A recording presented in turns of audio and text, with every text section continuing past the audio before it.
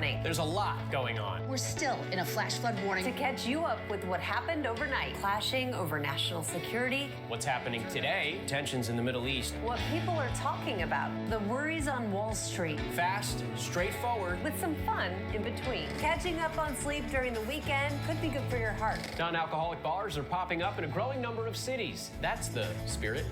America This Morning America's #1 early morning news. on ABC News Live. More Americans choose ABC News, America's #1 news source. And there you see the debate stage here in Philadelphia. The debate now less than 20 minutes away.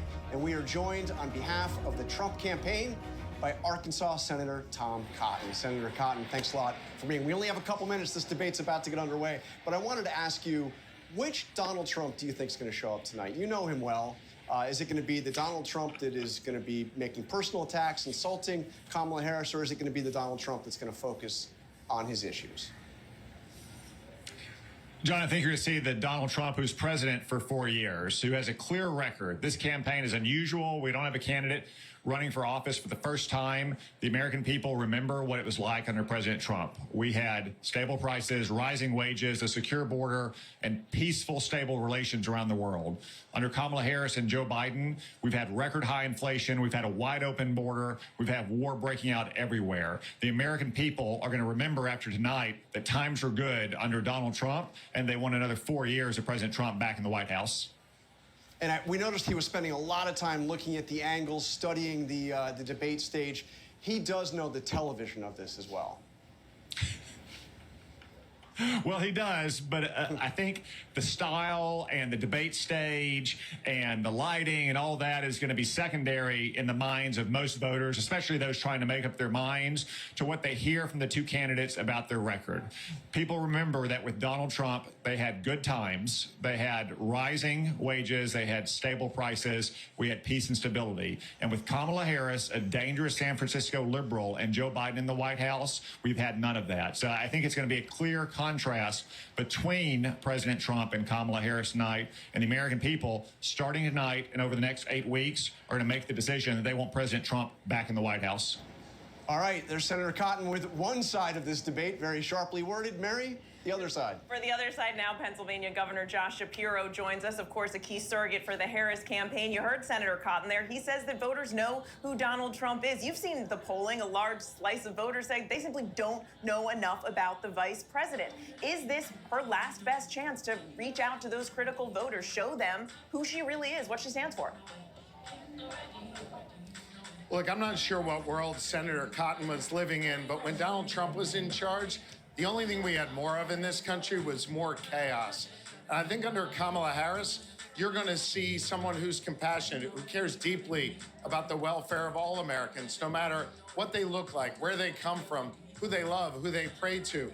An economic message that lifts people up instead of shutting out the middle class. I expect you'll see Kamala Harris speak not only about her strong track record, but her strong vision for the nation and prosecute the case effectively against Donald Trump tonight. You mentioned the case against Trump. What about Joe Biden? How does she go about building off of their record, but making clear to voters who are concerned that she won't just be Biden 2.0? Well, serving as Joe Biden's vice president made her fit and ready to serve on day one. I think it's important that we examine Kamala Harris's positions, her vision, the things she wants to do for this nation. Elections are about the future, and Kamala Harris's vision for the future is a stark contrast to the dangerous vision of the future that Donald Trump has, one of less freedom and more chaos under Donald Trump. We will see how it unfolds on the debate stage. Governor Shapiro, thank you so much. All right, so we've talked to surrogates from both campaigns. Coming up, we are going to talk to somebody who has both debated Donald Trump and helped him prepare for big debates, with tonight's showdown less than 14 minutes away.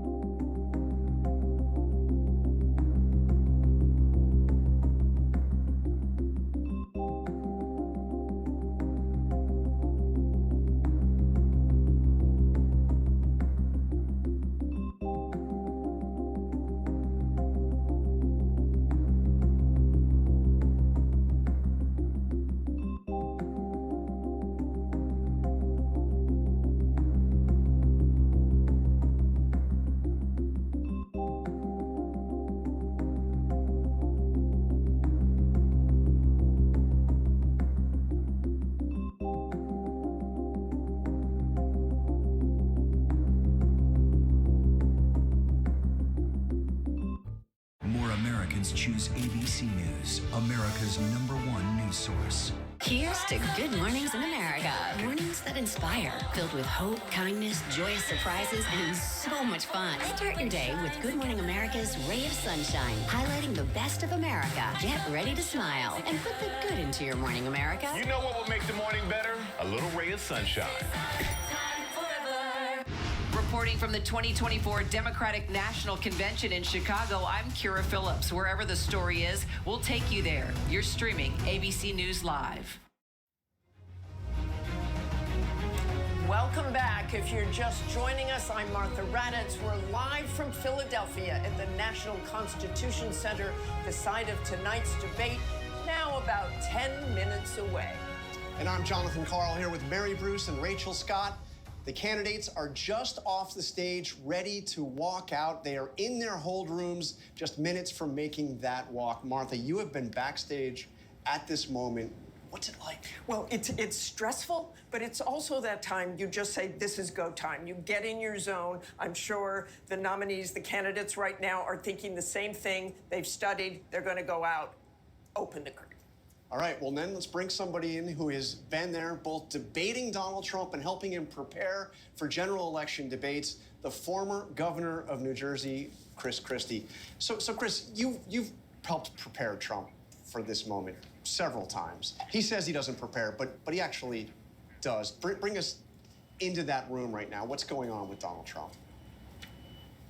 Well, look, at this point, he's in the worst hour of his prep, because you just have to sit there and wait for the time to come, and they make you get there early. And so he's there. He's not really being spoken to. A little small talk here and there, but nobody's trying to give him any kind of clues. So let me ask you the question. Let me ask you the question I tried to ask Tom Cotton. He didn't exactly give me an answer, but you will. Which Trump is going to show up tonight? You know what I mean by that. Which Trump? I think at the beginning of the debate, the Trump who will show up will be the calmer Donald Trump.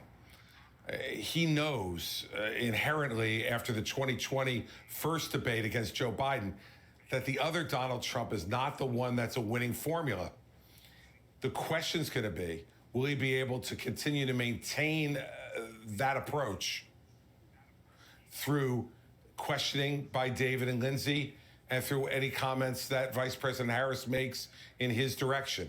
And that'll be the key to how he performs tonight.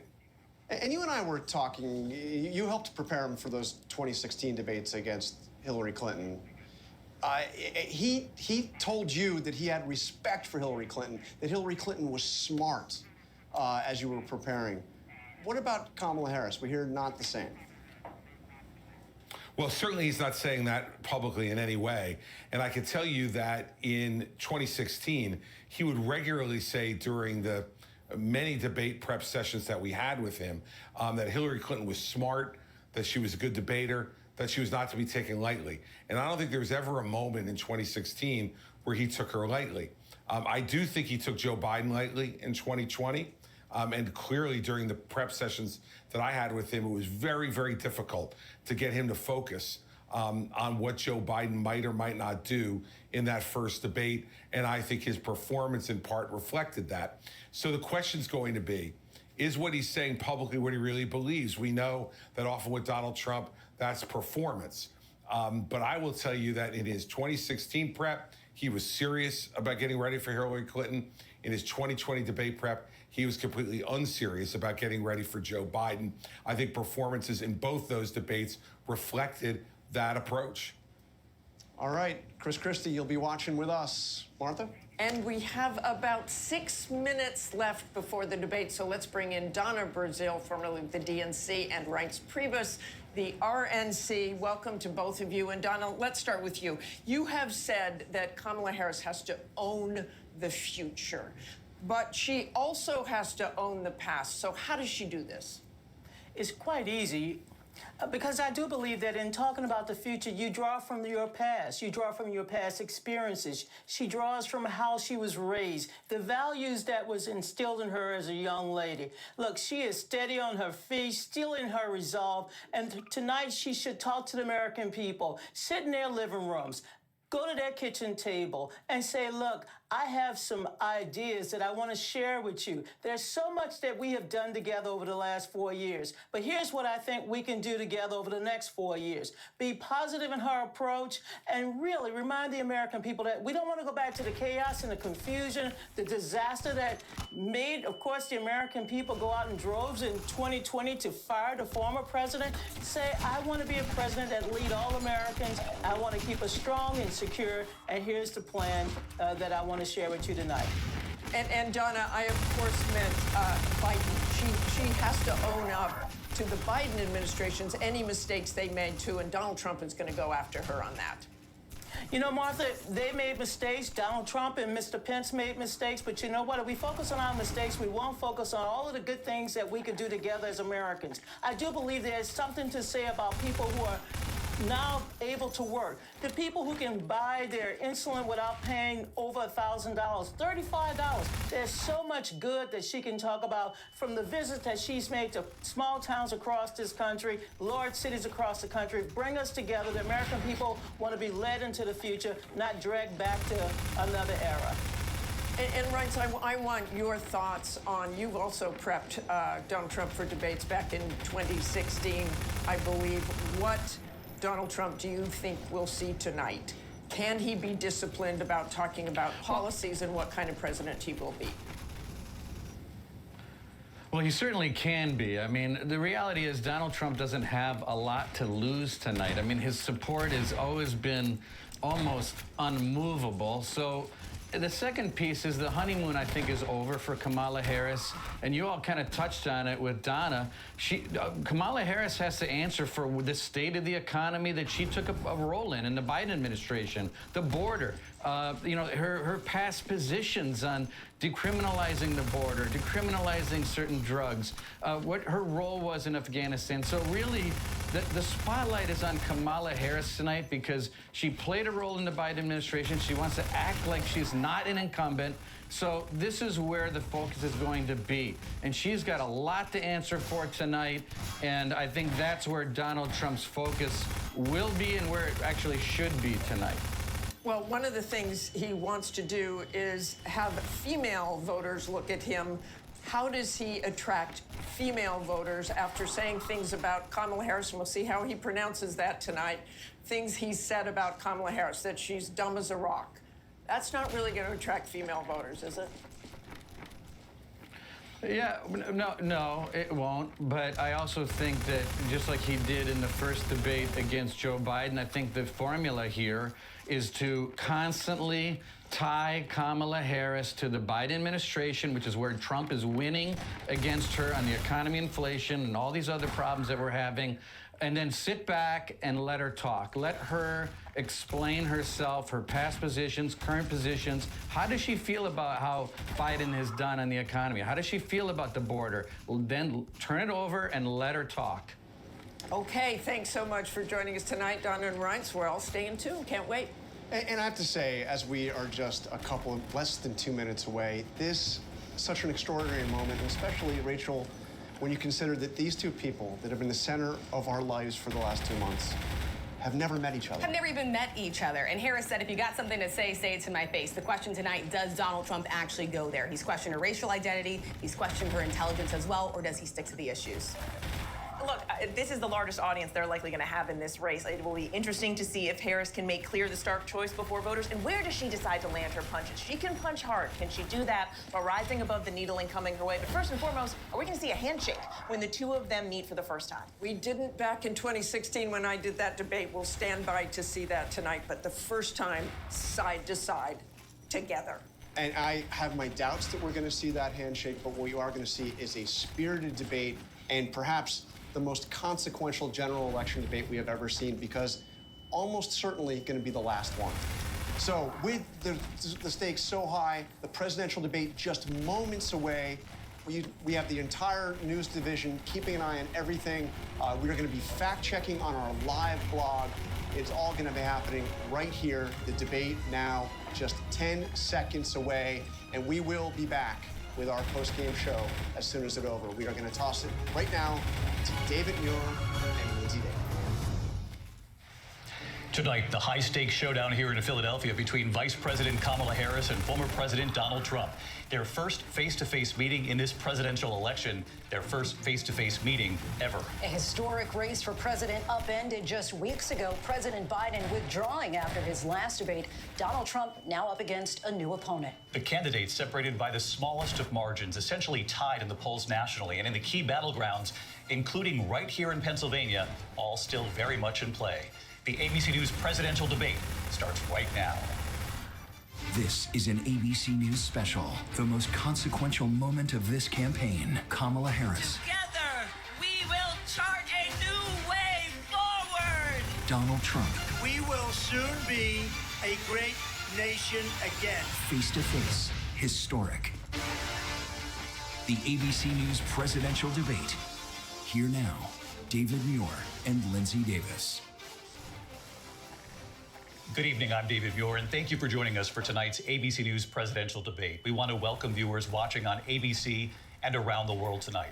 Vice President Kamala Harris and President Donald Trump are just moments away from taking the stage in this unprecedented race for president. And I'm Lindsay Davis. Tonight's meeting could be the most consequential event of their campaigns, with Election Day now less than 2 months away. For Vice President Kamala Harris, this is her first debate since President Biden withdrew from the race on July 21st. Of course, that decision followed his debate against President Donald Trump in June. Since then, this race has taken on an entirely new dynamic. And that brings us to the rules of tonight's debate. 90 minutes with 2 commercial breaks. No topics or questions have been shared with the campaigns. The candidates will have 2 minutes to answer questions, and this is the clock. That's what they'll be seeing. 2 minutes for rebuttals and 1 minute for follow-ups, clarifications, or responses. Their microphones will only be turned on when it's their turn to speak. No pre-written notes allowed. There is no audience here tonight in this hall at the National Constitution Center. This is an intimate setting for 2 candidates who have never met. President Trump won the coin toss. He chose to deliver the final closing statement of the evening. Vice President Harris selected the podium to the right. So let's now welcome the candidates to the stage. Vice President Kamala Harris and President Donald Trump.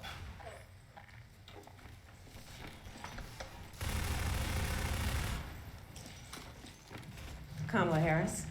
Let's have a good debate. See you. Have fun. Thank you. Welcome to you both. It's wonderful to have you. It's an honor to have you both here tonight. Good evening. We are looking forward to a spirited and thoughtful debate. So let's get started. I want to begin tonight with the issue that voters repeatedly say is their #1 issue, and that is the economy and the cost of living in this country. Vice President Harris, you and President Trump were elected 4 years ago, and your opponent on the stage here tonight often asks his supporters, are you better off than you were 4 years ago?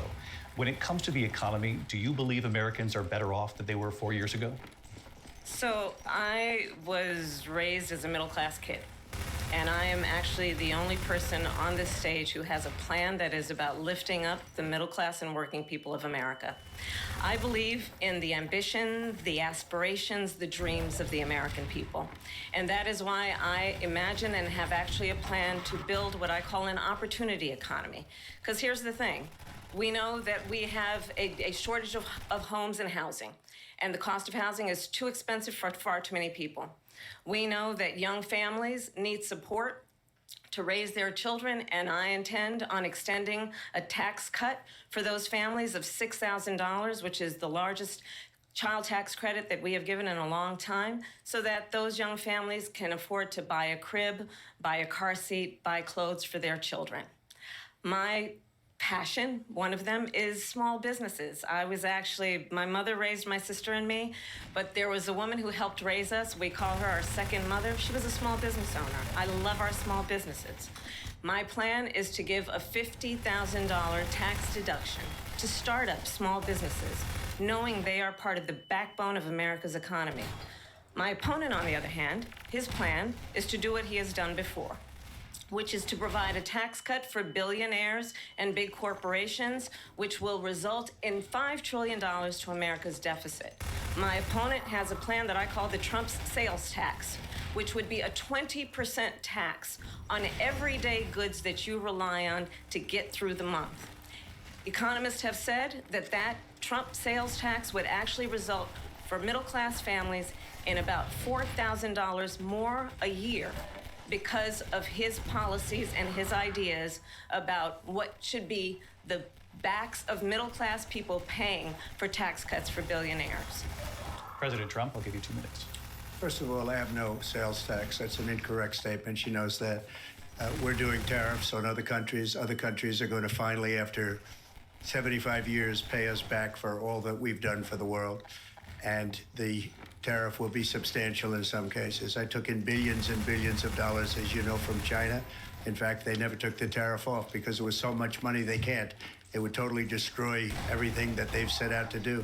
They're taking in billions of dollars from China and other places. They've left the tariffs on. When I had it, I had tariffs, and yet I had no inflation. Look, we've had a terrible economy because inflation has, which is really known as a country buster. It breaks up countries. We have inflation like very few people have ever seen before, probably the worst in our nation's history. We were at 21%, but that's being generous because many things are 50, 60, 70, and 80% higher than they were just a few years ago. This has been a disaster for people, for the middle class, but for every class. On top of that, we have millions of people pouring into our country from prisons and jails, from mental institutions and insane asylums, and they're coming in and they're taking jobs that are occupied right now by African Americans and Hispanics, and also unions. Unions are going to be affected very soon.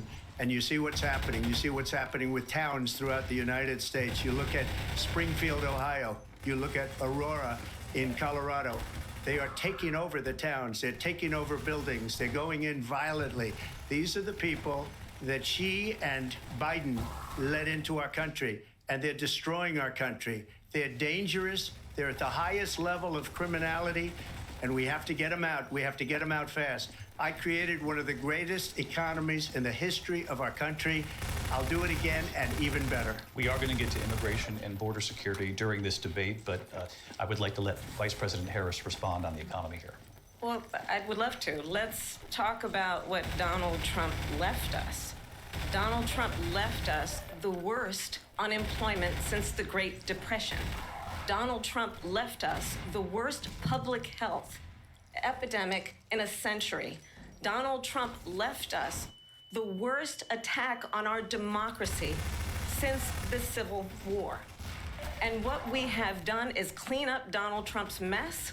What we have done and what I intend to do is build on what we know are the aspirations and the hopes of the American people. But I'm going to tell you all in this debate tonight, you're going to hear from the same old tired playbook, a bunch of lies, grievances, and name-calling. What you're going to hear tonight is a detailed and dangerous plan called Project 2025 that the former president intends on implementing if he were elected again.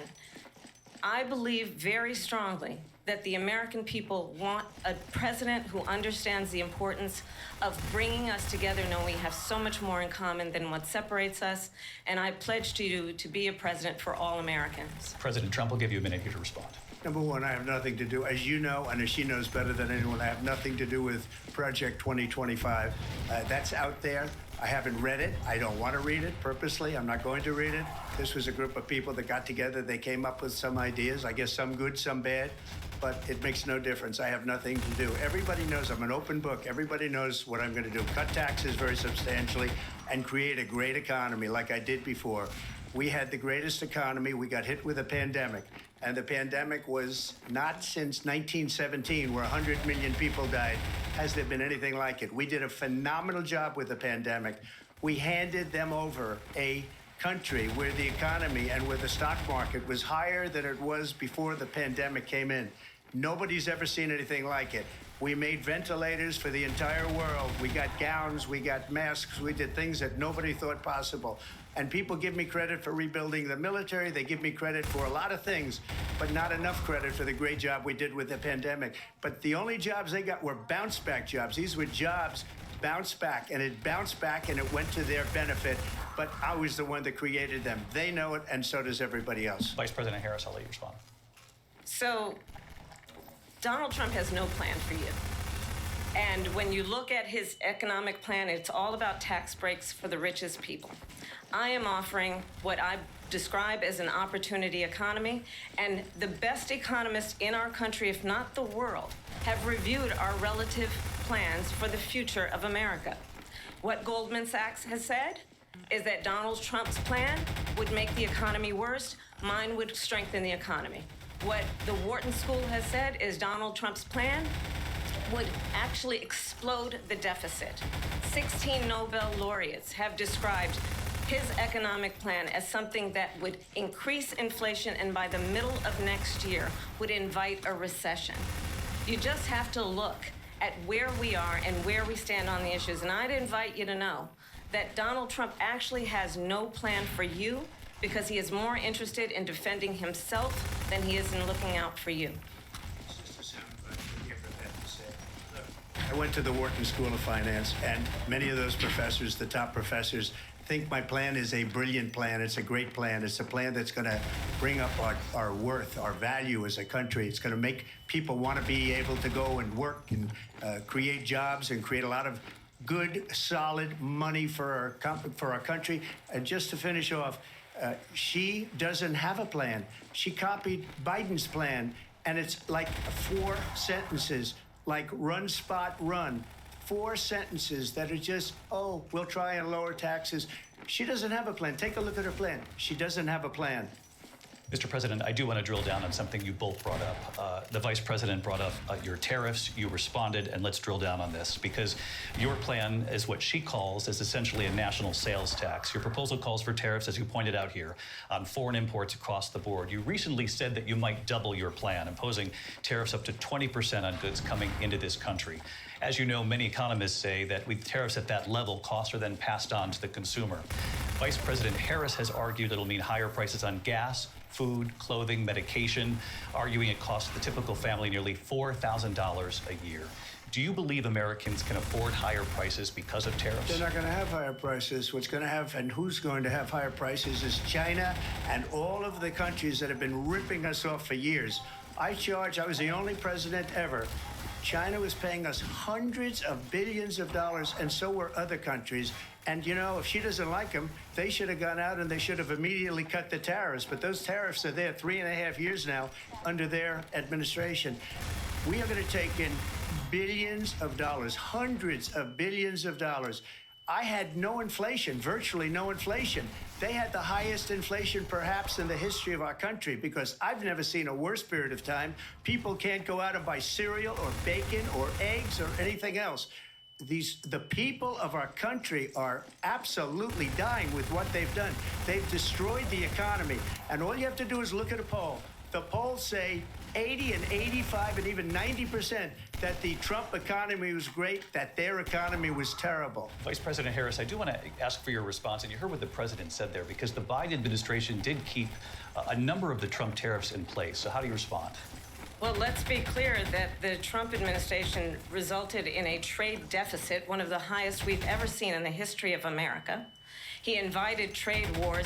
You want to talk about his deal with China? What he ended up doing is, under Donald Trump's presidency, he ended up selling American chips to China to help them improve and modernize their military, basically sold us out, when a policy about China should be in making sure the United States of America wins the competition for the 21st century, which means focusing on the details of what that requires, focusing on relationships with our allies, focusing on investing in American-based technology so that we win the race on AI, on quantum computing, focusing on what we need to do to support America's workforce so that we don't end up having on the short end of the stick in terms of workers' rights. But what Donald Trump did, let's talk about this, with COVID, is he actually thanked President Xi for what he did during COVID. Look at his tweet.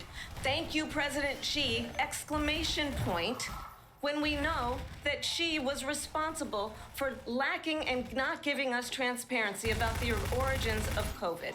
President Trump, I'll let you respond. First of all, they bought their chips from Taiwan. We hardly make chips anymore because of philosophies like they have and policies like they have. I don't say her because she has no policy. Everything that she believed 3 years ago and 4 years ago is out the window.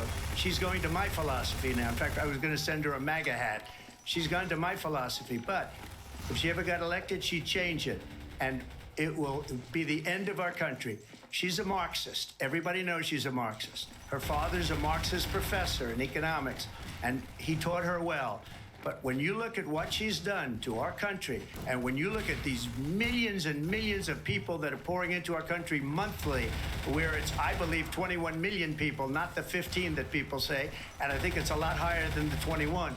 That's bigger than New York State pouring in. And just look at what they're doing to our country. They're criminals. Many of these people coming in are criminals. And that's bad for our economy, too. You know, you mentioned before, we'll talk about immigration later. Well, bad immigration is the worst thing that can happen to our economy. They have, and she has, destroyed our country with policy that's insane. Almost policy that you'd say they have to hate our country. President Trump, thank you. Lindsay? I want to turn to the issue of abortion. President Trump, you've often touted that you were able to kill Roe v. Wade. Last year, you said that you were proud to be the most pro-life president in American history. Then last month, you said that your administration would be great for women and their reproductive rights. In your home state of Florida, you surprised many with regard to your 6-week abortion ban because you initially had said that it was too short. And you said, quote, I'm going to be voting that we need more than 6 weeks. But then the very next day, you reversed course and said you would vote to support the 6-week ban. Vice President Harris says that women shouldn't trust you on the issue of abortion because you've changed your position so many times. Therefore, why should they trust you? Well, the reason I'm doing that vote is because the plan is, as you know, the vote is, they have abortion in the 9th month. They even have, and you can look at the governor of West Virginia, the previous governor of West Virginia, not the current governor, is doing an excellent job, but the governor before, he said the baby will be born and we will decide what to do with the baby. In other words, we'll execute the baby. And that's why I did that, because that predominates, because they're radical. The Democrats are radical in that. And her vice presidential pick, which I think was a horrible pick, by the way, for our country, because he is really out of it. But her vice presidential pick says abortion in the 9th month is absolutely fine. He also says execution after birth. It's an execution, no longer abortion, because the baby is born, is okay. And that's not okay with me, hence the vote. But what I did is something for 52 years, they've been trying to get Roe v. Wade into the states. And through the genius and heart and strength of 6 Supreme Court justices, we were able to do that. Now, I believe in the exceptions for rape, incest, and life of the mother. I believe strongly in it. Ronald Reagan did also. 85% of Republicans do. Exceptions. Very important. But we were able to get it, and now states are voting on it. And for the first time, you're going to see, look, this is an issue that's torn our country apart for 52 years. Every legal scholar, every Democrat, every Republican, liberal, conservative, they all wanted this issue to be brought back to the states where the people could vote. And that's what happened. Now, Ohio, the vote was somewhat liberal. Kansas, the vote was somewhat liberal, much more liberal than people would have thought. But each individual state is voting. It's the vote of the people now. It's not tied up in the federal government. I did a great service in doing it. It took courage to do it. And the Supreme Court had great courage in doing it. And I give tremendous credit to those 6 justices. There is no state in this country where it is legal to kill a baby after it's born. Madam Vice President, I want to get your response to President Trump. Well, as I said, you're going to hear a bunch of lies, and that's not actually a surprising fact. Let's understand how we got here. Donald Trump hand-selected 3 members of the United States Supreme Court with the intention that they would undo the protections of Roe v. Wade. And they did exactly as he intended. And now in over 20 states, there are Trump abortion bans, which make it criminal for a doctor or nurse to provide health care. In one state, it provides prison for life. Trump abortion bans that make no exception even for rape and incest, which understand what that means. A survivor of a crime of violation to their body does not have the right to make a decision about what happens to their body next. That is immoral. And one does not have to abandon their faith or deeply held beliefs to agree. The government, and Donald Trump certainly, should not be telling a woman what to do with her body. I have talked with women around our country. You want to talk about this is what people wanted? Pregnant women who want to carry a pregnancy to term, suffering from a miscarriage, being denied care in an emergency room because the healthcare providers are afraid they might go to jail, and she's bleeding out in a car in the parking lot. She didn't want that. Her husband didn't want that. A 12 or 13-year-old survivor of incest being forced to carry a pregnancy to term. They don't want that. And I pledge to you, when Congress passes a bill to put back in place the protections of Roe v. Wade, as President of the United States, I will proudly sign it into law. But understand, if Donald Trump were to be reelected, he will sign a national abortion ban. Understand, in his Project 2025, there would be a national abortion, a monitor that would be monitoring your pregnancies, your miscarriages.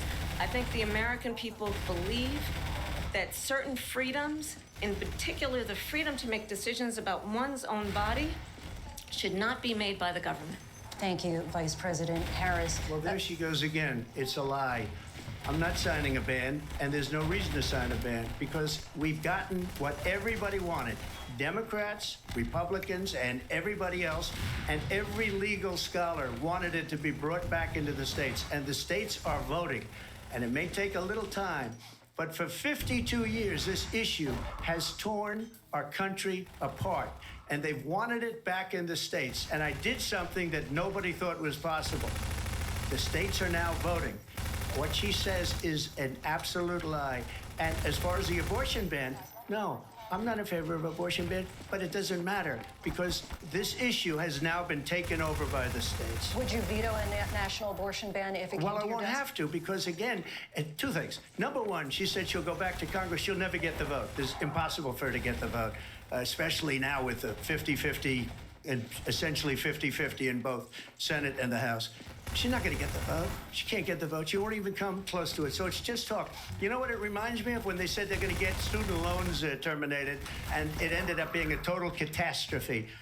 The student loans, and then her, I think probably her boss, if you call him a boss, he spends all his time on the beach. But look, her boss went out and said, we'll do it again. We'll do it a different way. And he went out, got rejected again by the Supreme Court. So all these students got taunted with this whole thing about this whole idea. And how unfair that would have been, part of the reason they lost, to the millions and millions of people that had to pay off their student loans. They didn't get it for free. But they were saying it's the same way that they talked about that they talk about abortion. But if I could just get a yes or no, because your running mate, J.D. Vance, has said that you would veto it if it did come to your desk. Well, I didn't discuss it with J.D. In all fairness, J.D., and I don't mind if he has a certain view, but I think he was speaking for me, but I really didn't. Look, we don't have to discuss it because she'd never be able to get it, just like she couldn't get student loans. They couldn't get student loans. They didn't even come close to getting student loans. They taunted young people and a lot of other people that had loans. They can never get this approved. So it doesn't matter what she says about going to Congress. Well, wonderful. Let's go to Congress. Do it. But the fact is that for years, they wanted to get it out of Congress and out of the federal government. And we did something that everybody said couldn't be done. And now you have a vote of the people on abortion. Vice President Harris, I want to give you your time to respond. But I do want to ask, would you support any restrictions on a woman's right to an abortion? I absolutely support reinstating the protections of Roe v. Wade. And as you rightly mentioned, nowhere in America is a woman carrying a pregnancy to term and asking for an abortion. That is not happening. It's insulting to the women of America. And understand what has been happening under Donald Trump's abortion bans. Couples who pray and dream of having a family are being denied IVF treatments. What is happening in our country? Working people, working women who are working one or two jobs who can barely afford childcare as it is have to travel to another state to get on a plane sitting next to strangers to go and get the health care she needs. Barely can afford to do it, and what you are putting her through is unconscionable. And the people of America have not, the majority of Americans believe in a woman's right to make decisions about her own body, and that is why in every state where this issue has been on the ballot, in red and blue states both, the people of America have voted for freedom. Vice President Harris, Excuse me, I thank have you. to respond. Another lie. It's another lie. I have been a leader on IVF, which is fertilization. The IVF, I have been a leader. In fact, when they got a very negative decision on IVF from the Alabama courts, I saw the people of Alabama and the legislature 2 days later voted it in. I've been a leader on it. They know that, and everybody else knows it. I have been a leader on fertilization, IVF. And the other thing, you should ask, will she allow abortion in the 8th month, 9th month, 7th month? Okay, would you do that? Why don't you ask her that question? Why don't you answer That's the question? problem. Would you because veto? under Roe v. Answer Wade, the question, you would you veto? you could do abortions in the 7th month, the 8th month, the 9th month, not true. and probably after birth. Just look at the former governor of Virginia. The governor of Virginia said we put the baby aside and then we determine what we want to do with the baby. President Trump, thank you. We're going to turn now to immigration and border security. We know it's an issue that's important to Republicans, Democrats, voters across the board in this country. Vice President Harris, you were tasked by President Biden with getting to the root causes of migration from Central America. We know that illegal border crossings reached a record high in the Biden administration. This past June, President Biden imposed tough new asylum restrictions. We know the numbers since then have dropped significantly. But my question to you tonight is, why did the administration wait until 6 months before the election to act? And would you have done anything differently from President Biden on this? So I'm the only person on this stage who has prosecuted transnational criminal organizations for the trafficking of guns, drugs, and human beings. And let me say that the United States Congress, including some of the most conservative members of the United States Senate, came up with a border security bill which I supported. And that bill would have put 1,500 more border agents on the border to help those folks who are working there right now overtime trying to do their job. It would have allowed us to stem the flow of fentanyl coming into the United States. I know there are so many families watching tonight who have been personally affected by the surge of fentanyl in our country. That bill would have put more resources to allow us to prosecute transnational criminal organizations for trafficking in guns, drugs, and human beings. But you know what happened to that bill? Donald Trump got on the phone, called up some folks in Congress, and said, kill the bill. And you know why? Because he'd prefer to run on a problem instead of fixing a problem.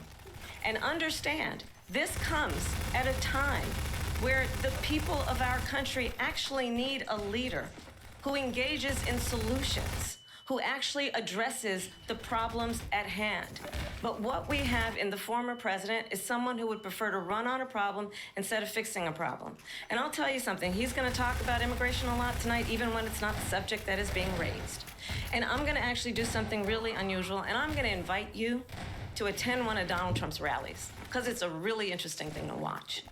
You will see during the course of his rallies, he talks about fictional characters like Hannibal Lecter. He will talk about windmills cause cancer. And what you will also notice is that people start leaving his rallies early out of exhaustion and boredom. And I will tell you, the one thing you will not hear him talk about is you. You will not hear him talk about your needs, your dreams, and your desires.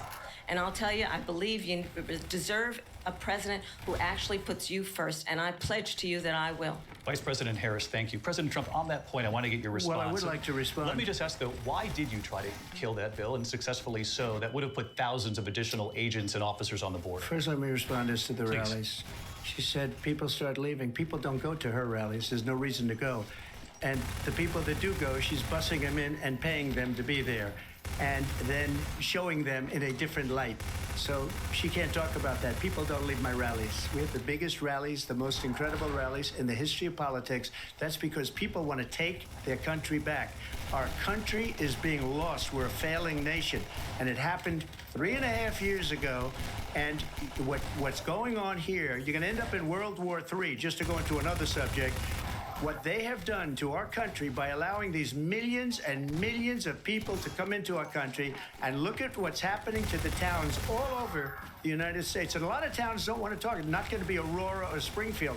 A lot of towns don't want to talk about it because they're so embarrassed by it. In Springfield, they're eating the dogs, the people that came in. They're eating the cats. They're eating the pets of the people that live there. And this is what's happening in our country, and it's a shame. As far as rallies are concerned, as far as the reason they go is they like what I say. They want to bring our country back. They want to make America great again. It's a very simple phrase, make America great again. She's destroying this country, and if she becomes president, this country doesn't have a chance of success. Not only success, we'll end up being Venezuela on steroids. I just want to clarify here. You bring up Springfield, Ohio, and ABC News did reach out to the city manager there. He told us there have been no credible reports of specific claims of pets being harmed, injured, or abused by individuals within the immigrant community. Well, I've seen people on television. Let me just say here, this is the people on television say my dog was taken and used for food. So maybe he said that, and maybe that's a good thing to say for a city manager. I'm not taking this from television. But the people on television saying their dog was eaten by the people that went there.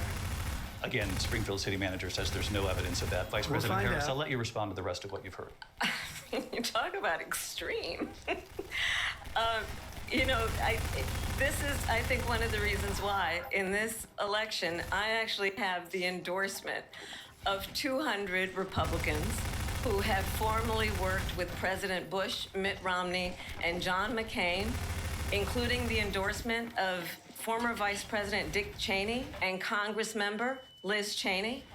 And if you want to really know the inside track on who the former president is, if he didn't make it clear already, just ask people who have worked with him. His former chief of staff, a 4-star general, has said he has contempt for the Constitution of the United States. His former national security advisor has said he is dangerous and unfit. His former Secretary of Defense has said the nation, the Republic, would never survive another Trump term. And when we listen to this kind of rhetoric, when the issues that affect the American people are not being addressed, I think the choice is clear in this election. President Trump, I'll give you a quick minute to respond here.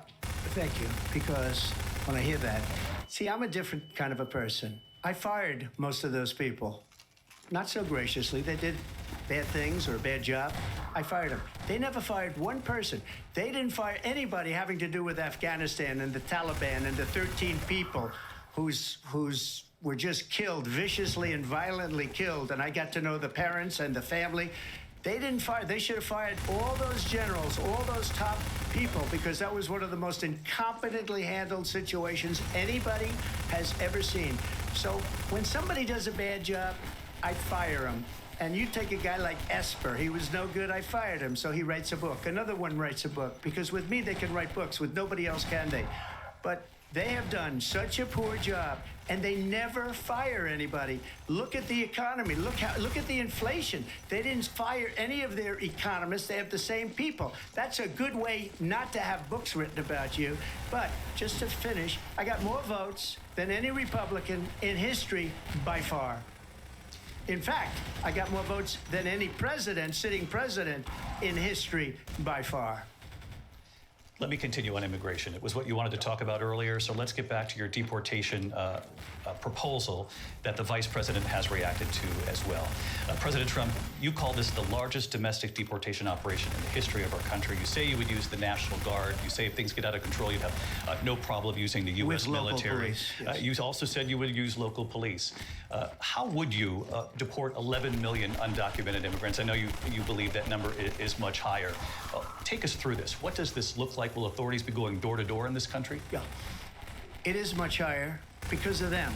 They allowed criminals, many, many millions of criminals. They allowed terrorists. They allowed common street criminals. They allowed people to come in, drug dealers, to come into our country. And they're now in the United States and told by their countries like Venezuela, don't ever come back or we're going to kill you. Do you know that crime in Venezuela and crime in countries all over the world is way down? You know why? Because they've taken their criminals off the street and they've given them to her to put into our country. And this will be one of the greatest mistakes in history for them to allow, and I think they probably did it because they think they're going to get votes, but it's not worth it because they're destroying the fabric of our country by what they've done. There's never been anything done like this at all. They've destroyed the fabric of our country. Millions of people let in, and all over the world, crime is down all over the world except here. Crime here is up and through the roof. Despite their fraudulent statements that they made, crime in this country is through the roof. And we have a new form of crime. It's called migrant crime. And it's happening at levels that nobody thought possible. President Trump, as you know, the FBI says overall violent crime is actually coming down in this country. But Excuse me, the FBI they were defrauding statements. They didn't include the worst cities. They didn't include the cities with the worst crime. It was a fraud. Just like their number of 818,000 jobs that they said they created turned out to be a fraud. President Trump, thank you. I'll let you respond, Vice President Harris. Well, I think this is so rich coming from someone who has been prosecuted for national security crimes, economic crimes, election interference, has been found liable for sexual assault, and his next big court appearance is in November at his own criminal sentencing. And let's be clear, where each person stands on the issue of what is important about respect for the rule of law and respect for law enforcement. The former vice president called for defunding federal law enforcement, 45,000 agents, get this, on the day after he was arraigned on 34 felony counts. So let's talk about what is important in this race. It is important that we move forward, that we turn the page on this same old tired rhetoric and address the needs of the American people, address what we need to do about the housing shortage, which I have a plan for, address what we must do to support our small businesses, address bringing down the price of groceries.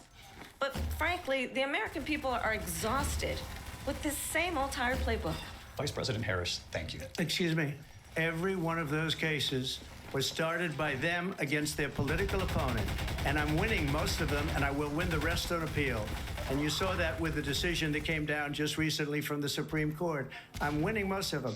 But those are cases, it's called weaponization. Never happened in this country. They weaponized the Justice Department. Every one of those cases was involved with the DOJ, from Atlanta and Fani Willis to the Attorney General of New York and the DA in New York.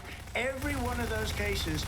And then they say, oh, he's a criminal. They're the ones that made them go after me. By the way, Joe Biden was found essentially guilty on the documents case. And what happened in my documents case? They said, oh, that's the toughest of them all. A complete and total victory. 2 months ago, it was thrown out. It's weaponization, and they used it, and it's never happened in this country. They used it to try and win an election. They're fake cases. President Trump, thank you. A really quick response here, Vice President Harris, on this notion of weaponization of the Justice Department. Well, let's talk about extreme and understand the context in which this election in 2024 is taking place. The United States Supreme Court recently ruled that the former president would essentially be immune from any misconduct if he were to enter the White House again. Understand, this is someone who has openly said he would terminate, I'm quoting, terminate the Constitution of the United States, that he would weaponize the Department of Justice against his political enemies. Someone who has openly expressed disdain for members of our military. Understand what it would mean if Donald Trump were back in the White House with no guardrails, because certainly we know now the court won't stop him. We know J.D. Vance is not going to stop him. It's up to the American people Vice President to stop Harris, him. Thank you. Lindsay? Vice President Harris, in your last run for president. This is the one that weaponized, not me. She weaponized. I probably took a bullet to the head because of the things that they say about me. They talk about democracy. I'm a threat to democracy. They're the threat to democracy with a fake Russia investigation We do have a lot that went nowhere. We have a lot to get to. Lindsay? Vice President Harris, in your last run for president, you said you wanted to ban fracking. Now you don't. You wanted mandatory government buyback programs for assault weapons. Now your campaign says you don't. You supported decriminalizing border crossings. Now you're taking a harder line. I know you say that your values have not changed. So then why have so many of your policy positions changed? So my values have not changed, and I'm going to discuss every one of the, at least every point that you've made. But in particular, let's talk about fracking because we're here in Pennsylvania. I made that very clear in 2020. I will not ban fracking. I have not banned fracking as Vice President of the United States. And in fact, I was the tie-breaking vote on the Inflation Reduction Act, which opened new leases for fracking. My position is that we have got to invest in diverse sources of energy so we reduce our reliance on foreign oil. We have had the largest increase in domestic oil production in history because of an approach that recognizes that we cannot over-rely on foreign oil. As it relates to my values, let me tell you, I grew up a middle-class kid raised by a hardworking mother who worked and saved and was able to buy our first home when I was a teenager. The values I bring to the importance of home ownership, knowing not everybody got handed $400 million on a silver platter and then filed bankruptcy 6 times, is a value that I bring to my work to say we are going to work with the private sector and home builders to increase 3 million homes, increase by 3 million homes by the end of my first term. My work that is related to having a friend when I was in high school who was sexually assaulted by her stepfather. And my focus then on protecting women and children from violent crime is based on a value that is deeply grounded in the importance of standing up for those who are most vulnerable. My work that is about protecting Social Security and Medicare is based on long-standing work that I have done, protecting seniors from scams. My values have not changed. And what is important is that there is a president who actually brings values and a perspective that is about lifting people up and not beating people down and name-calling. The true measure of the leader is the leader who actually understands the strength is not in beating people down, it's in lifting people up. I intend to be that president. President Trump, your Well, response? first of all, I wasn't given $400 million. I wish I was. My father was a Brooklyn builder, Brooklyn, Queens, and a great father, and I learned a lot from him. But I was given a fraction of that, a tiny fraction, and I've built it into many, many billions of dollars, many, many billions. And when people see it, they are even surprised. So we don't have to talk about that. Fracking, she's been against it for 12 years. Defund the police, she's been against that forever.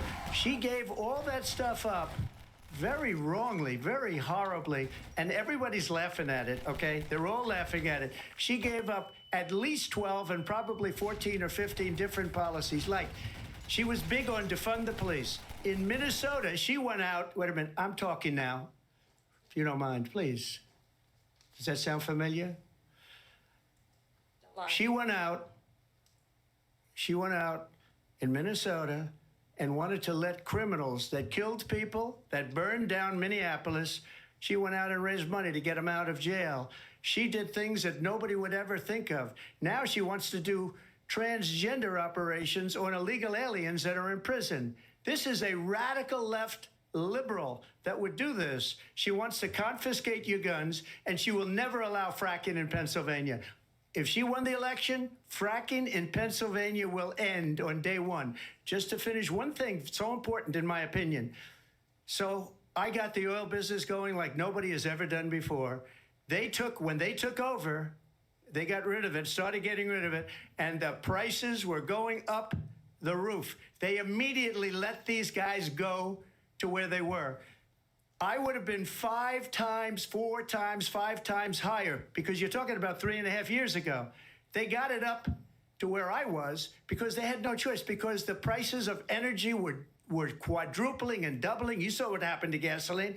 So they said, let's go back to Trump. But if she won the election, the day after that election, they'll go back to destroying our country, and oil will be dead, fossil fuel will be dead. We'll go back to windmills, and we'll go back to solar, where they need a whole desert to get some energy to come out. You ever see a solar plant? By the way, I'm a big fan of solar, but they take 400, 500 acres of desert President soil. Trump, we have a These lot are of not good issues things that for we the have to get environment, to. as We're she out of time. understands. Thank you. Lindsay, thank you. We have an election in just 56 days. And I want to talk about the peaceful transfer of power, which, of course, we all know is a cornerstone of our democracy, and the role of a president in a moment of crisis. Mr. President, on January 6th, you told your supporters to march to the Capitol. You said you would be right there with them. The country and the world saw what played out at the Capitol that day, the officers coming under attack. Aides in the West Wing say you watched it unfold on television off the Oval Office. You did send out tweets, but it was more than 2 hours before you sent out that video message telling your supporters to go home. Is there anything you regret about what you did on that day? You just said a thing that isn't covered. Peacefully and patriotically, I said during my speech, not later on. Peacefully and patriotically.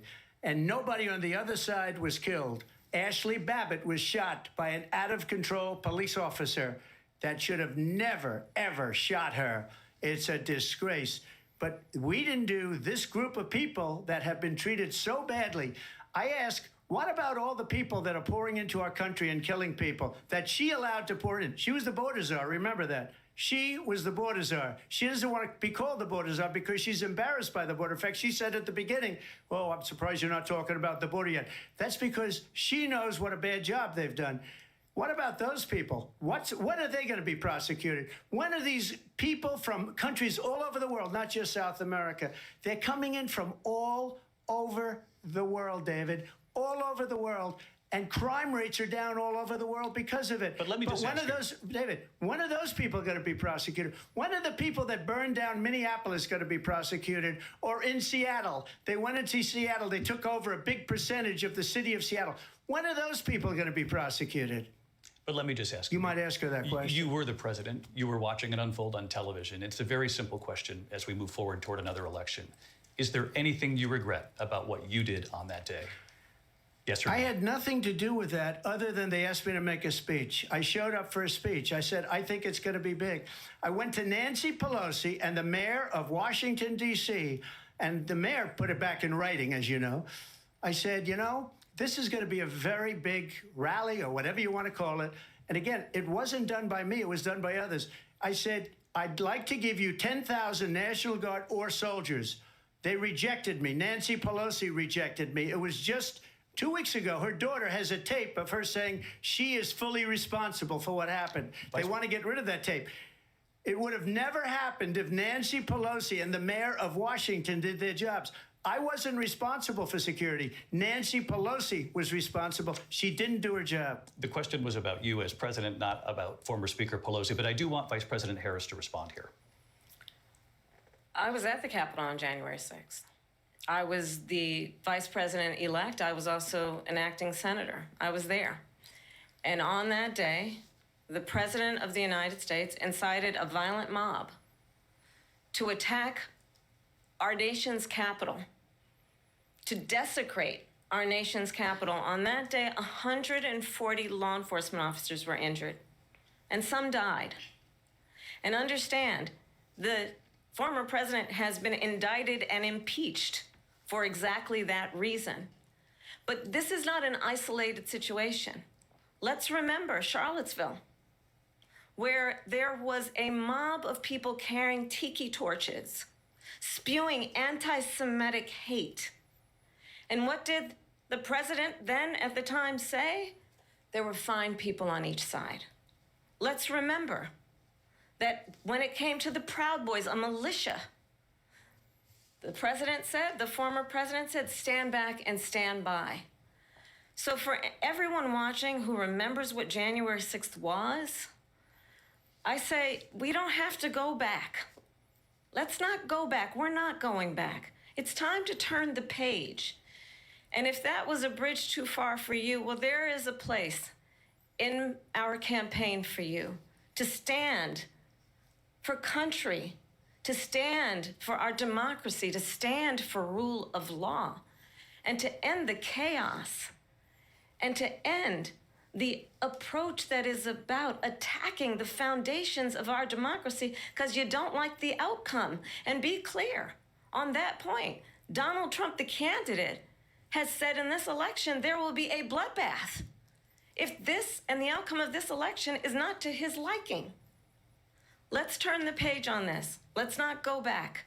Let's chart a course for the future and not go backwards to the past. Let me just follow up here. It was a different term, and it was a term that related to energy because they have destroyed our energy business. That was where bloodbath was. Also, on Charlottesville, that story has been, as you would say, debunked. Laura Ingraham, Sean Hannity, Jesse, all of these people, they covered it. If they go an extra sentence, they will see it was perfect. It was debunked in almost every newspaper, but they still bring it up, just like they bring 2025 up. They bring all of this stuff up. I ask you this, you talk about the Capitol. Why are we allowing these millions of people to come through on the southern border? How come she's not doing anything? And I'll tell you what I would do, and I would be very proud to do it. I would say we would both leave this debate right now. I'd like to see her go down to Washington, D.C. during this debate because we're wasting a lot of time. Go down to, because she's been so bad, it's so ridiculous. Go down to Washington, D.C. and let her sign a bill to close up the border because they have the right to do it. They don't need bills. They have the right to do it. The President of the United States, you'll get him out of bed. You'll wake him up at 4 o'clock in the afternoon. Right. You'll say, come on down to the office. Let's sign a bill. If he signs a bill that the border is closed, all he has to do is say it to the Border Patrol, who are phenomenal. If they do that, the border is closed. Mr. Those President, people are killing many people, unlike J6. We talked immigration here tonight. I do want to focus on this next issue to both of you because it really brings us this into focus, truth in these times that we're living in. Mr. President, for 3.5 years after you lost the 2020 election, you repeatedly falsely claimed that you won, many times saying you won in a landslide.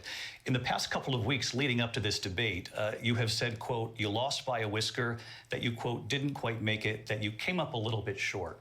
I said that? Are you now acknowledging that you lost in 2020? No, I don't acknowledge that at all. But I you said did that say sarcastically. That. You know that. It was said, oh, we lost by a whisker. That was said sarcastically.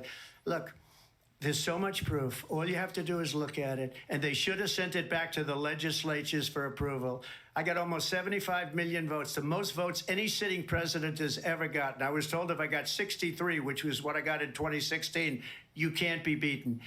The election, people should never be thinking about an election as fraudulent. We need two things. We need walls, and we have to have it. We have to have borders, and we have to have good elections. Our elections are bad. And a lot of these illegal immigrants coming in, they're trying to get them to vote. They can't even speak English. They don't even know what country they're in practically. And these people are trying to get them to vote. And that's why they're allowing them to come into our country. I did watch all of these pieces of video. I didn't detect the sarcasm, lost by a whisker. We didn't quite make it.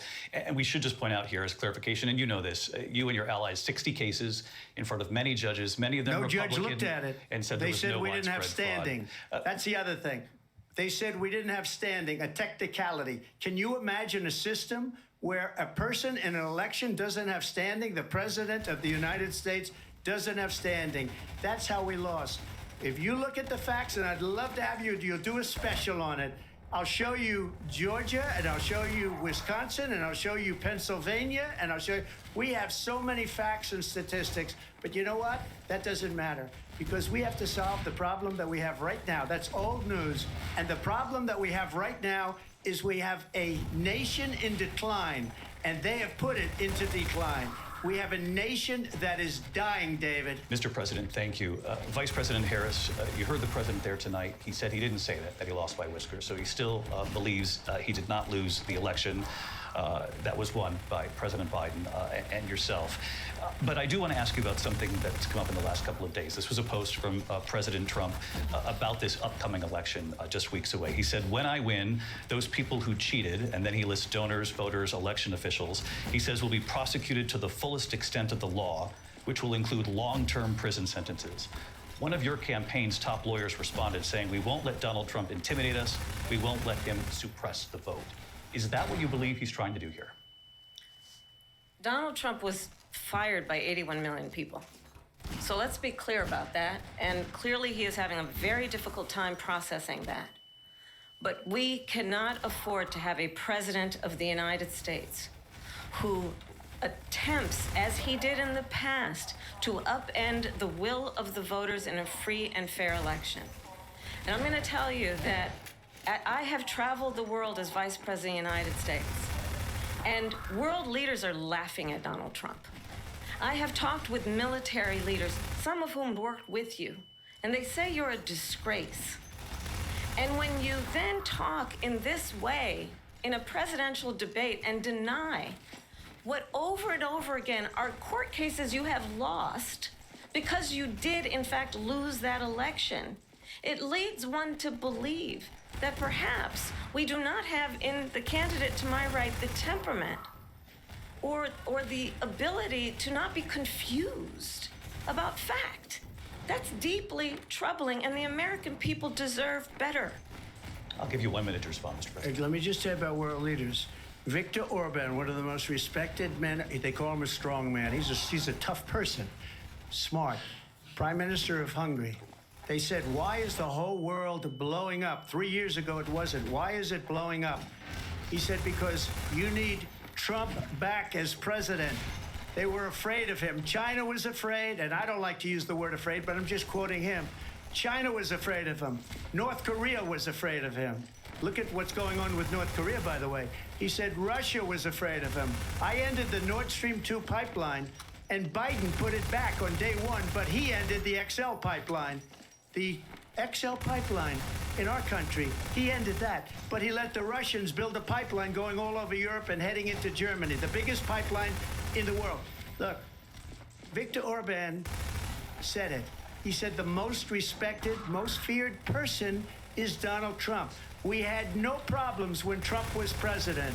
But when this weak, pathetic man that you saw at a debate just a few months ago, that if he weren't in that debate, he'd be running instead of her. She got no votes. He got 14 million votes. What you did, you talk about a threat to democracy. He got 14 million votes, and they threw him out of office. And you know what? I'll give you a little secret. He hates her. He can't stand her. But he got 14 million votes. They threw him out. She got 0 votes. And when she ran, she was the first one to leave because she failed. And now she's running. I don't understand it, but I'm okay with it because your time is I think we're going to do very well. We've got a lot more to get to. Turning now to the Israel-Hamas war and the hostages who are still being held, Americans among them. Vice President Harris, in December, you said, quote, Israel has a right to defend itself, but you added, quote, it matters how, saying international humanitarian law must be respected. Israel must do more to protect innocent civilians. You said that 9 months ago. Now an estimated 40,000 Palestinians are dead. Nearly 100 hostages remain. Just last week, Prime Minister Benjamin Netanyahu said there's not a deal in the making. President Biden has not been able to break through the stalemate. How would you do it?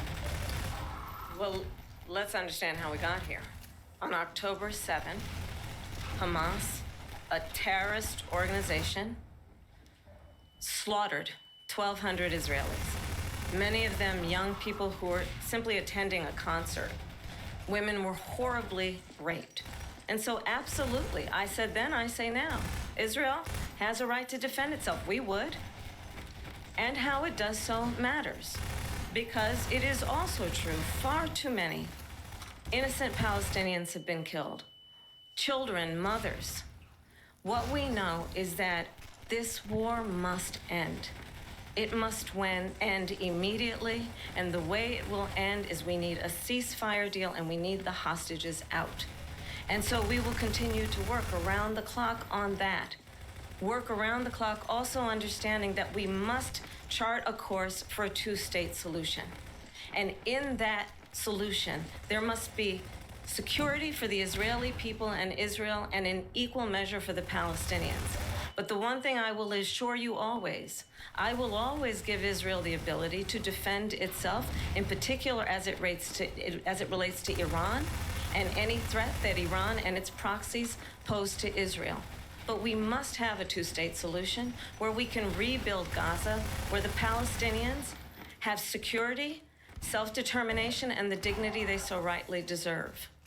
President Trump, how would you negotiate with Netanyahu and also Hamas in order to get the hostages out and prevent the killing of more innocent civilians in Gaza. If I were president, it would have never started. If I were president, Russia would have never, ever, I know Putin very well, he would have never, and there was no threat of it either, by the way, for 4 years, have gone into Ukraine and killed millions of people when you add it up, far worse than people understand what's going on over there. But when she mentions about Israel, all of a sudden, she hates Israel. She wouldn't even meet with Netanyahu when he went to Congress to make a very important speech. She refused to be there because she was at a sorority party of hers. She wanted to go to the sorority party. She hates Israel. If she's president, I believe that Israel will not exist within 2 years from now. And I've been pretty good at predictions, and I hope I'm wrong about that one. She hates Israel. At the same time, in her own way, she hates the Arab population because the whole place is going to get blown up. Arabs, Jewish people, Israel. Israel will be gone. It would have never happened. Iran was broke under Donald Trump. Now Iran has $300 billion because they took off all the sanctions that I had.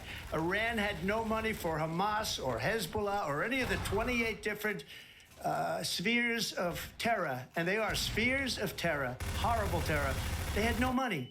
It was a big story, and you know it. You covered it very well, actually. They had no money for terror. They were broke. Now they're a rich nation, and now what they're doing is they're spreading that money around. Look at what's happening with the Houthis and Yemen. Look at what's going on in the Middle East. This would have never happened. I will get that settled and fast, and I'll get the war with Ukraine and Russia ended. If I'm president-elect, I'll get it done before even becoming president. Vice President Harris, he says you hate Israel. That's absolutely not true. I have my entire career and life supported Israel and the Israeli people. He knows that.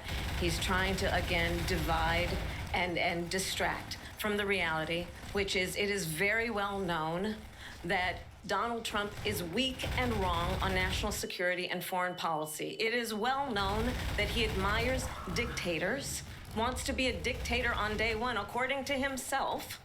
It is well known that he said of Putin that he can do whatever the hell he wants and go into Ukraine.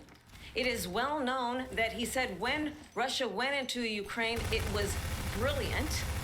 It is well known he exchanged love letters with Kim Jong-un, and it is absolutely well known that these dictators and autocrats are rooting for you to be president again because they're so clear. They can manipulate you with flattery and favors. And that is why so many military leaders who you have worked with have told me you are a disgrace. That is why we understand that we have to have a president who is not consistently weak and wrong on national security, including the importance of upholding and respecting in highest regard our military. Vice President Harris, thank you. And she's the one that caused it. That's weak on national security by allowing every nation last month for the year, 168 different countries sending people into our country. Their crime rates are way down.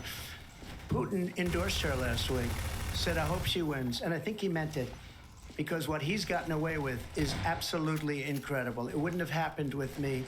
The leaders of other countries think that they're weak and incompetent, and they are. They're grossly incompetent. And I just ask one question. Why does Biden go in and kill the Keystone Pipeline and approve the single biggest deal that Russia's ever made, Nord Stream 2, the biggest pipeline anywhere in the world going to Germany and all over Europe? Because they're weak and they're ineffective. And Biden, by the way, President gets paid Trump, a lot of money. Thank you. We have a lot of issues to get to. We'll be right back with much more of this historic ABC News presidential debate from the National Constitution Center right here in Philadelphia. Back in a moment.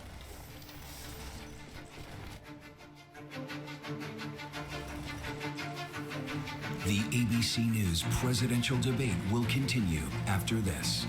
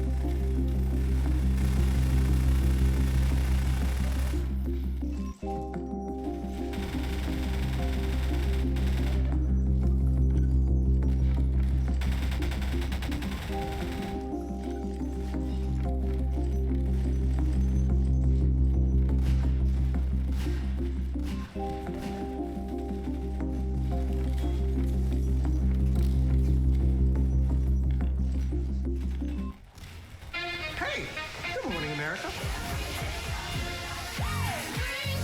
Good morning, America. Good morning, America. Are you ready? They are ready. Covering the biggest events in the country right now. There's a lot going on here. You don't just see it, you feel it. I'm in. I'm in. I'm in too. I'll be here. I am here and so happy. I'm in. I'm in too. Michael, George, Clara, Ginger.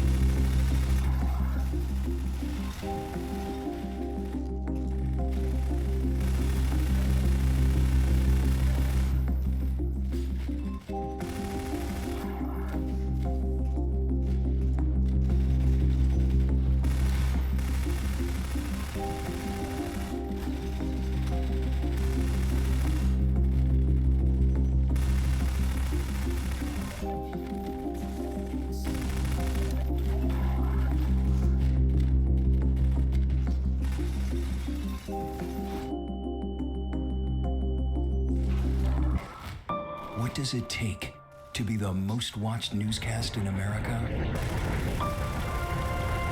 are part of an operation. Is this our Combat Operations Center? We're approaching the gate. Militants came in from... Hi, appreciate you. Thank you. Ismail? David.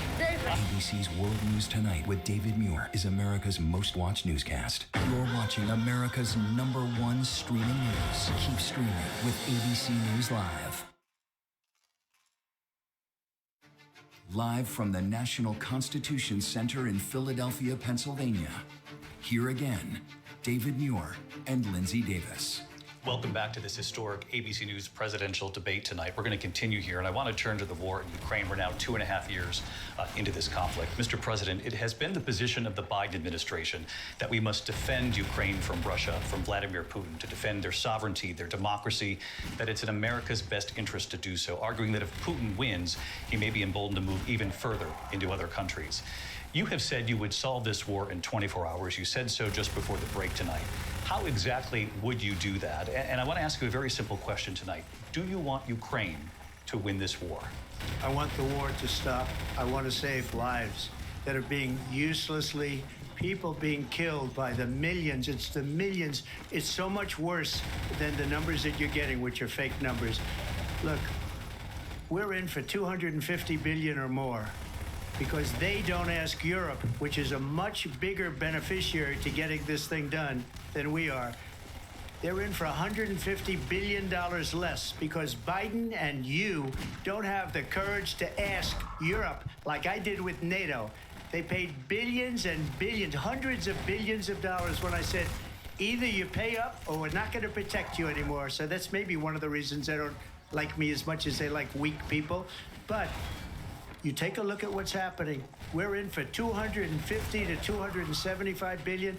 They're into 100 to 150. They should be forced to equalize. With that being said, I want to get the war settled. I know Zelensky very well, and I know Putin very well. I have a good relationship, and they respect your president, okay? They respect me. They don't respect Biden. How would you respect him?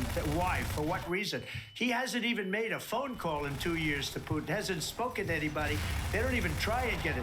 That is a war that's dying to be settled. I will get it settled before I even become president. If I win, when I'm president-elect, and what I'll do is I'll speak to one, I'll speak to the other, I'll get them together. That war would have never happened. And in fact, when I saw Putin after I left, unfortunately left because our country has gone to hell. But after I left, when I saw him building up soldiers, he did it after I left. I said, oh, he must be negotiating. It must be a good, strong point of negotiation. Well, it wasn't, because Biden had no idea how to talk to him. He had no idea how to stop it. And now you have millions of people dead, and it's only getting worse, and it could lead to World War III. Don't kid yourself, David. We're playing with World War III, and we have a president that we don't even know if he's... Where is our president? We don't even know if he's a president. And just to clarify they here... They threw him out of a campaign like a dog. We don't even know. Is he our president? But we have a president, Mr. President, that doesn't know he's alive. Your time is up. Just to clarify in the question, do you believe it's in the U.S. best interest for Ukraine to win this war? Yes or no? I think it's the U.S. best interest to get this war finished and just get it done. All right. Negotiate a deal, because we have to stop all of these human lives from being destroyed. I want to take this to Vice President Harris. I want to get your thoughts on support for Ukraine in this moment, but also, as Commander-in-Chief, if elected, how would you deal with Vladimir Putin, and would it be any different from what we're seeing from President Biden? Well, first of all, it's important to remind the former president you're not running against Joe Biden, you're running against me. I believe the reason that Donald Trump says that this war would be over within 24 hours is because he would just give it up. And that's not who we are as Americans. Let's understand what happened here. I actually met with Zelensky a few days before Russia invaded, tried through force to change territorial boundaries, to defy one of the most important international rules and norms, which is the importance of sovereignty and territorial integrity. And I met with President Zelensky. I shared with him American intelligence about how he could defend himself. Days later, I went to NATO's eastern flank, to Poland and Romania. And through the work that I and others did, we brought 50 countries together to support Ukraine in its righteous defense. And because of our support, because of the air defense, the ammunition, the artillery, the javelins, the Abrams tanks that we have provided, Ukraine stands as an independent and free country. If Donald Trump were president, Putin would be sitting in Kyiv right now. And understand what that would mean, because Putin's agenda is not just about Ukraine. Understand why the European allies and our NATO allies are so thankful that you are no longer president, and that we understand the importance of the greatest military alliance the world has ever known, which is NATO, and what we have done to preserve the ability of Zelensky and the Ukrainians to fight for their independence. Otherwise, Putin would be sitting in Kyiv with his eyes on the rest of Europe, starting with Poland. And why don't you tell the 800,000 Polish Americans right here in Pennsylvania how quickly you would give up for the sake of favor and what you think is a friendship with what is known to be a dictator who would eat you for lunch. Vice President Harris, thank you. We've heard from both of you on Ukraine tonight. Afghanistan came up in the last hour. I wanted her to respond to something you said earlier, and now, please, I'll give you a minute here. Putin would be sitting in Moscow, and he wouldn't have lost 300,000 men and women, but he would have been sitting in Moscow. Quiet, please. He would have been sitting in Moscow much happier than he is right now. But eventually, you know, he's got a thing that other people don't have. He's got nuclear weapons. They don't ever talk about that. He's got nuclear weapons. Nobody ever thinks about that. And eventually, maybe he'll use them, and maybe he hasn't been that threatening, but he does have that. Something we don't even like to talk about. Nobody likes to talk about it. But just so you understand, they sent her to negotiate peace before this war started.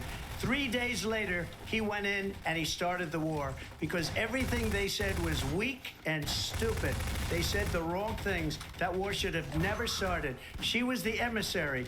They sent her in to negotiate with Zelensky and Putin, and she did. And the war started 3 days later. And that's the kind of talent we have with her. She's worse than Biden. In my opinion, I think he's the worst president in the history of our country. She goes down as the worst vice president in the history of our country. But let me tell you something. She is a horrible negotiator. They sent her in to negotiate. As soon as they left, Putin did the invasion. President Trump, thank you. You did bring up something. You said she went to negotiate with Vladimir Putin. Vice President Harris, have you ever met Vladimir Putin? Can you clarify tonight? Yet again, I said it at the beginning of this debate, you're going to hear a bunch of lies coming from this fellow. And that is another one. When I went to meet with President Zelensky, I've now met with him over 5 times.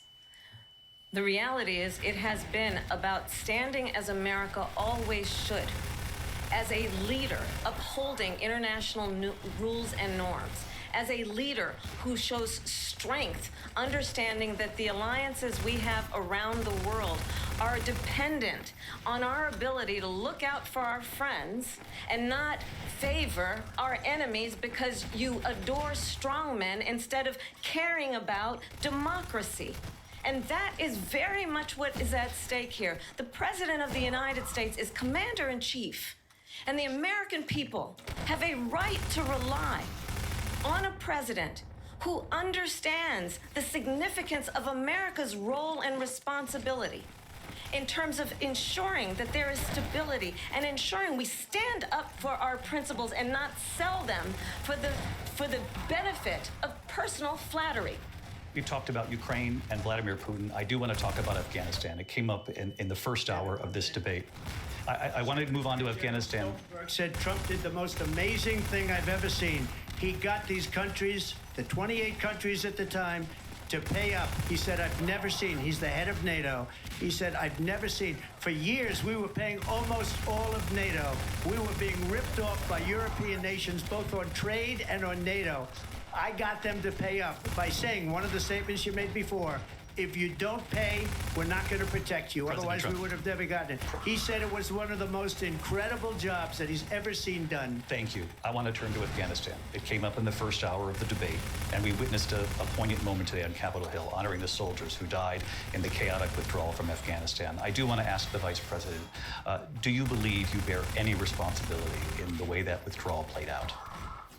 Well, I will tell you, I agreed with President Biden's decision to pull out of Afghanistan. 4 presidents said they would, and Joe Biden did. And as a result, America's taxpayers are not paying the $300 million a day we were paying for that endless war. And as of today, there is not one member of the United States military who is in active duty in a combat zone in any war zone around the world, the first time this century. But let's understand how we got to where we are. Donald Trump, when he was president, negotiated one of the weakest deals you can imagine. He calls himself a deal maker. Even his national security advisor said it was a weak, terrible deal. And here's how it went down. He bypassed the Afghan government. He negotiated directly with a terrorist organization called the Taliban. The negotiation involved the Taliban getting 5,000 Taliban terrorists released. And get this, and the president at the time invited the Taliban to Camp David, a place of storied significance for us as Americans, a place where we honor the importance of American diplomacy, where we invite and receive respected world leaders. And this former president, as president, invited them to Camp David because he does not, again, appreciate the role and responsibility of the President of the United States to be Commander-in-Chief with a level of respect. And this gets back to the point of how he has consistently disparaged and demeaned members of our military, fallen soldiers, and the work that we must do to uphold the strength and the respect of the United States of America around the world. Vice President Harris, thank you. President Trump, your response to her saying that you began the negotiations with the Taliban. So, if you take a look at that period of time, the Taliban was killing our soldiers, a lot of them, with snipers. And I got involved with the Taliban because the Taliban was doing the killing. That's the fighting force within Afghanistan. They don't bother doing that because, you know, they deal with the wrong people all the time. But I got involved. And Abdul is the head of the Taliban. He is still the head of the Taliban. And I told Abdul, don't do it anymore. You do it anymore, you're going to have problems. And he said, why do you send me a picture of my house? I said, you're going to have to figure that out, Abdul. And for 18 months, we had nobody killed. We did have an agreement negotiated by Mike Pompeo. It was a very good agreement. The reason it was good, it was we were getting out. We would have been out faster than them, but we wouldn't have lost the soldiers. We wouldn't have left many Americans behind, and we wouldn't have left $85 billion worth of brand new, beautiful military equipment behind. And just to finish, They blew it. The agreement said you have to do this, and they didn't do it. They didn't do it. The agreement was terminated by us because they didn't do what they were supposed to do. I want to move on. And these people did the worst withdrawal, and in my opinion, the most embarrassing moment in the history of our country. And by the way, that's why Russia attacked Ukraine, because they saw how incompetent she and her boss are. President Trump, thank you. I want to move on now to race and politics in this country. Mr. President, you recently said of Vice President Harris, quote, "I didn't know she was black until a number of years ago when she happened to turn black, and now she wants to be known as black." I want to ask a bigger picture question here tonight. Why do you believe it's appropriate to weigh in on the racial identity of your opponent? I don't, and I don't care. I don't care what she is. I don't care. You make a big deal out of something, I couldn't care less. Whatever she wants to be is okay with me. But those were your words, so I'm asking. I don't know. I mean, all I can say is I read where she was not black, that she put out, and I'll say that. And then I read that she was black, and that's okay. Either one was okay with me. That's up to her. That's up to her. Vice President Harris, your thoughts on this? I think honestly, I think it's a tragedy that we have someone who wants to be president who has consistently, over the course of his career, attempted to use race to divide the American people.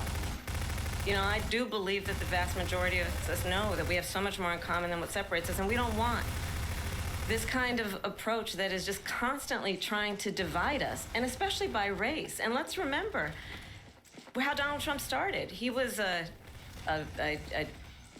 land, he owned buildings, and he was investigated because he refused to rent property to black families. Let's remember, this is the same individual who took out a full-page ad in the New York Times calling for the execution of 5 young black and Latino boys who were innocent, the Central Park 5. Took out a full-page ad calling for their execution. This is the same individual who spread birther lies about the first black president of the United States. And I think the American people want better than that, want better than this, want someone who understands, as I do, I travel our country. We see in each other a friend. We see in each other a neighbor. We don't want a leader who is constantly trying to have Americans point their fingers at each other. I meet with people all the time who tell me, can we please just have discourse about how we're going to invest in the aspirations and the ambitions and the dreams of the American people? Knowing that regardless of people's color or the language their grandmother speaks, we all have the same dreams and aspirations and want a president who invests in those, not in hate and division. Vice President Harris. Lindsay? President Trump, this is now your 3rd time. This is the most divisive presidency in the history of our country. There's never been anything like it. They're destroying our country, and they come up with things like what she just said. Going back many, many years, when a lot of people, including Mayor Bloomberg, agreed with me on the Central Park 5, they admitted, they said, they pled guilty. And I said, well, if they pled guilty, they badly hurt a person, killed a person ultimately. And if they pled guilty, then they pled, we're not guilty.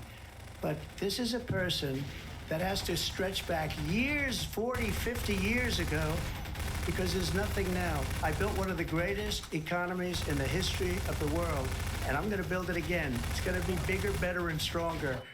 But they're destroying our economy. They have no idea what a good economy is. Their oil policies, every single policy. And remember this, she is Biden. You know, she's trying to get away from Biden. I don't know the gentleman, she says. She is Biden. The worst inflation we've ever had, a horrible economy because inflation has made it so bad, and she can't get away with that. Briefly. Clearly, I am not Joe Biden, and I am certainly not Donald Trump. And what I do offer is a new generation of leadership for our country.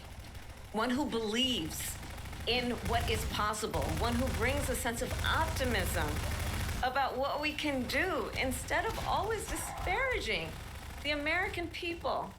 I believe in what we can do to strengthen our small businesses, which is why I have a plan. Let's talk about our plans and let's compare the plans.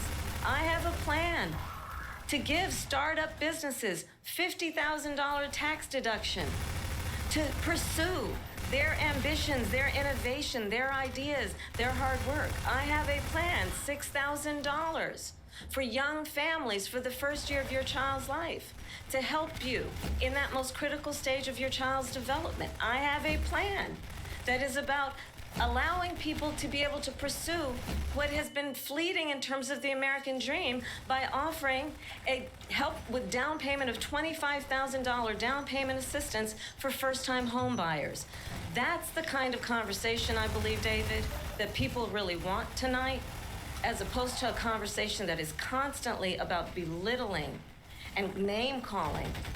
Let's turn the page. Vice President and move Harris, forward. thank you. Let's turn to policy. President Let's Trump, turn back we to have policy. to move on. President Trump. Let's turn to policy, please.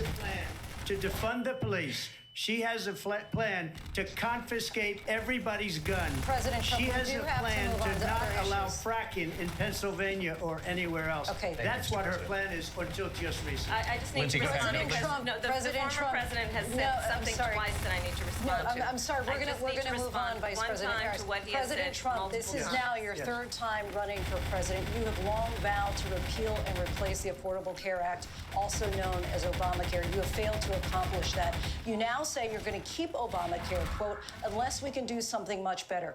Last month, you said, quote, we're working on it. So tonight, 9 years after you first started running, do you have a plan, and can you tell us what it is? Obamacare was lousy health care. Always was. It's not very good today.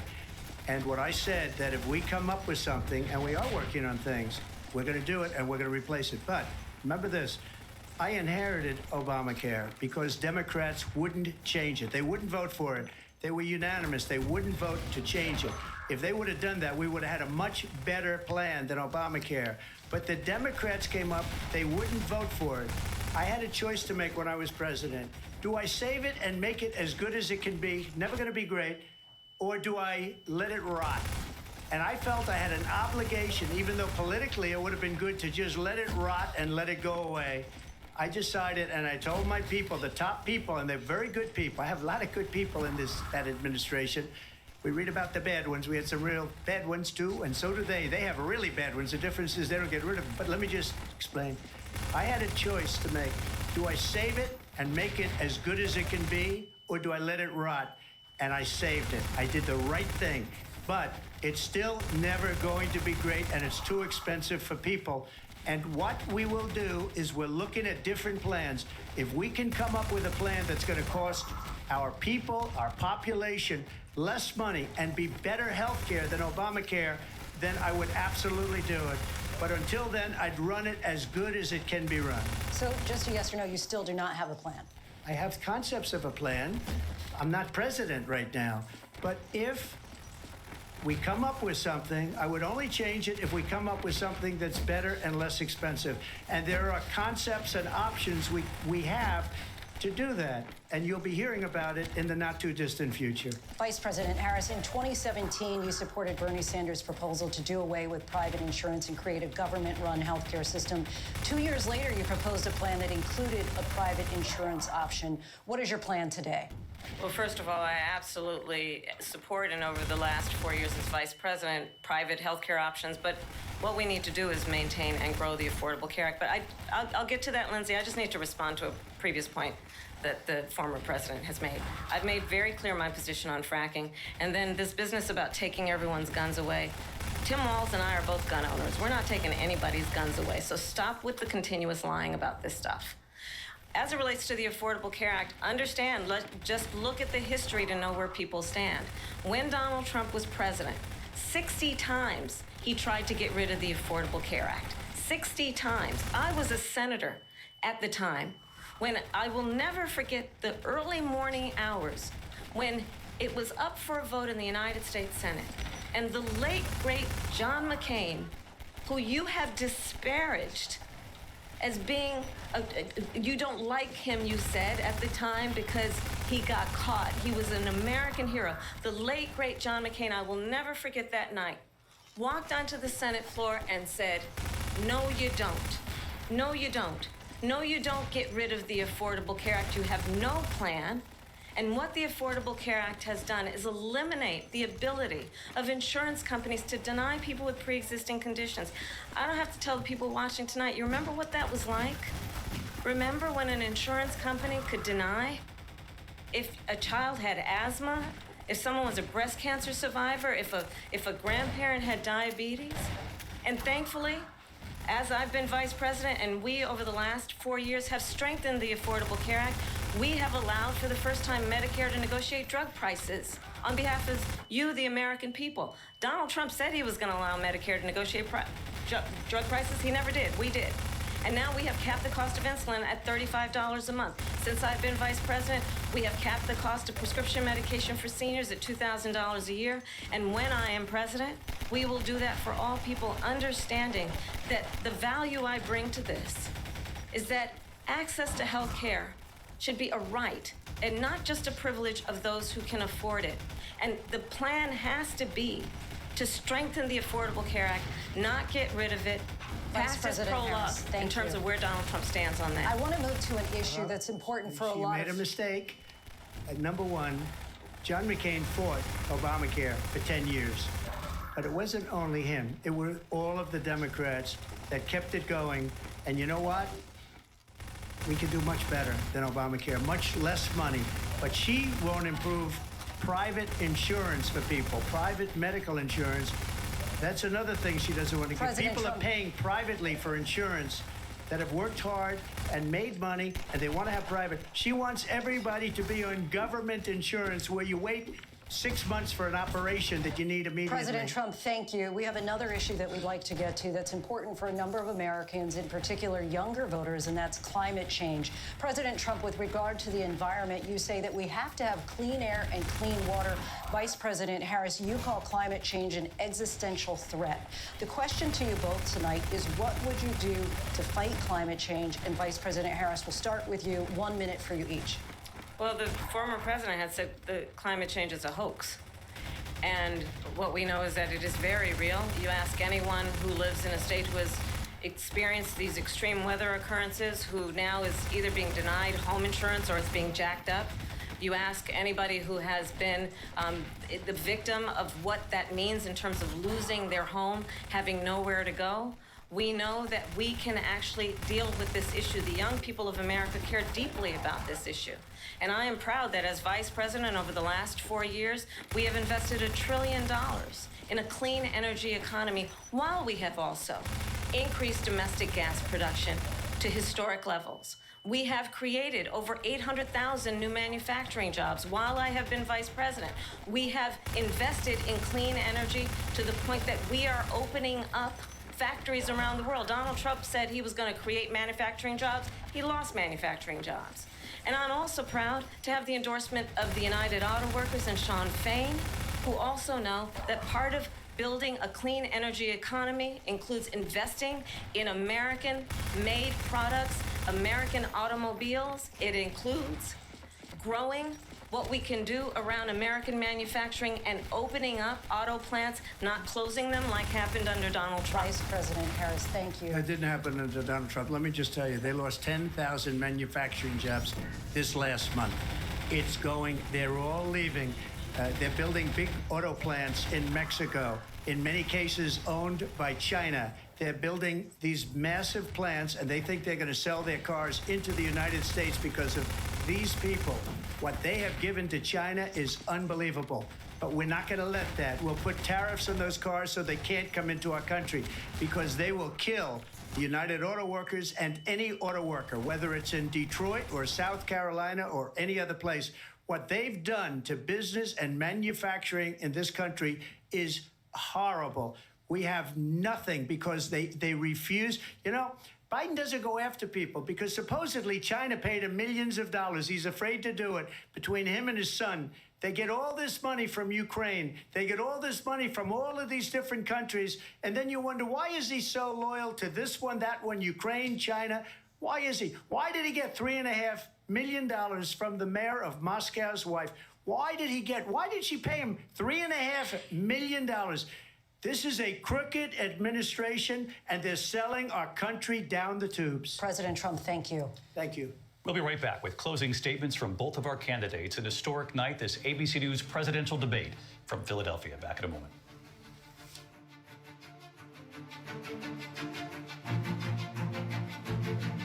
The ABC News presidential debate will continue after this.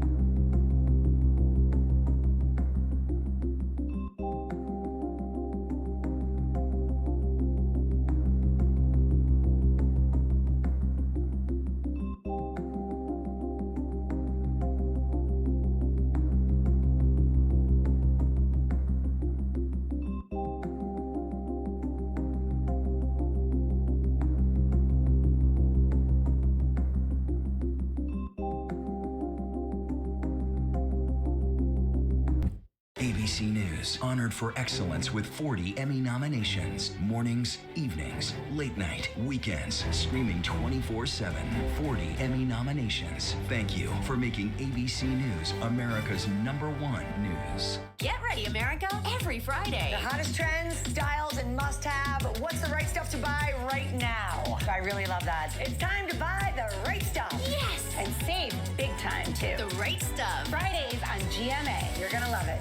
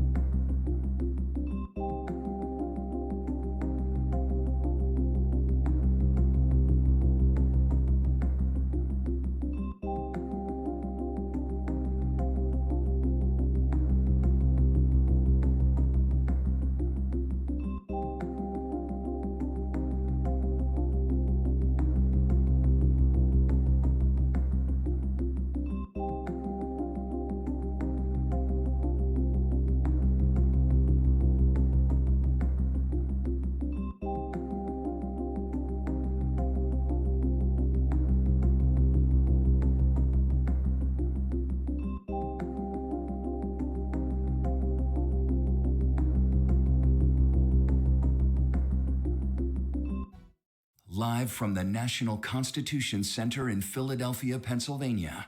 Here again, David Muir and Lindsay Davis. Welcome back tonight. The time has come for closing statements, and Vice President Harris, we begin with you. So I think you've heard tonight two very different visions for our country. One that is focused on the future, and the other that is focused on the past, and an attempt to take us backward. But we're not going back. And I do believe that the American people know we all have so much more in common than what separates us. And we can chart a new way forward.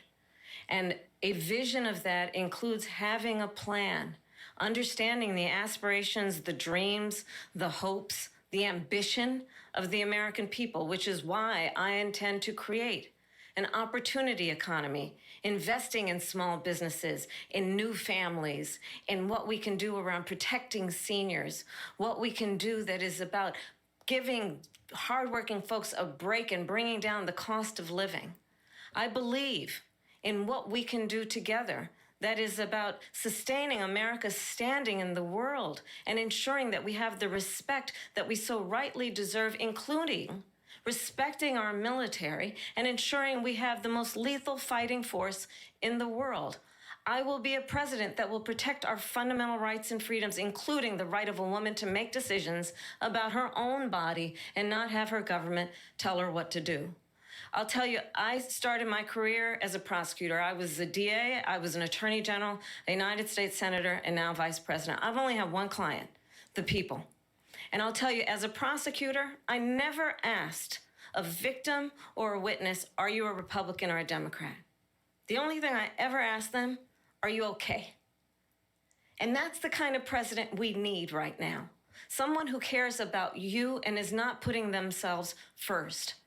I intend to be a president for all Americans and focus on what we can do over the next 10 and 20 years to build back up our country by investing right now in you, the American people. Vice President Harris, thank you. President Trump? So she just started by saying she's going to do this, she's going to do that, she's going to do all these wonderful things. Why hasn't she done it? She's been there for 3.5 years. They've had 3.5 years to fix the border. They've had 3.5 years to create jobs and all the things we talked about. Why hasn't she done it? She should leave right now, go down to that beautiful White House, go to the Capitol, get everyone together and do the things you want to do, but you haven't done it and you won't do it because you believe in things that the American people don't believe in.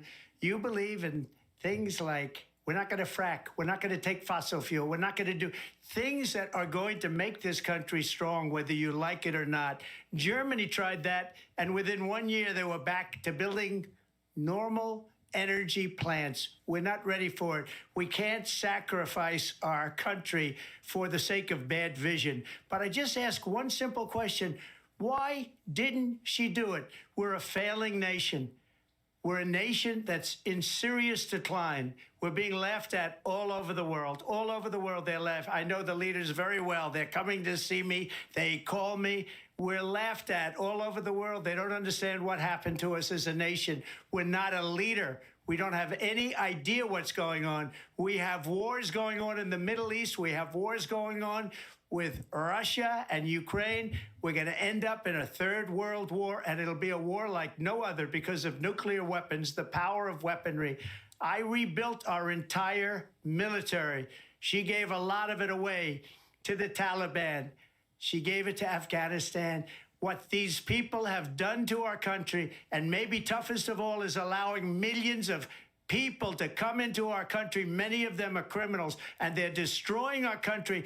The worst president, the worst vice president in the history of our country. President Trump, thank you. And that is our ABC News presidential debate from here in Philadelphia at the National Constitution Center. I'm Lindsay Davis. And I'm David Muir. Thank you for watching here in the U.S. and all over the world, and from all of us here at ABC News. Good night.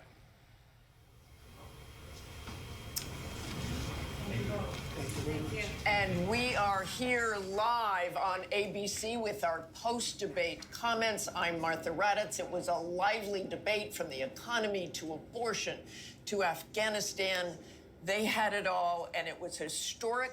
John Carl, fiery. Wow. Wow. Wow. That was quite a debate. And I'm Jonathan Carl here with, of course, Mary Bruce and Rachel Scott. Our reporters across the news division have been updating our live blog, looking at some of the allegations.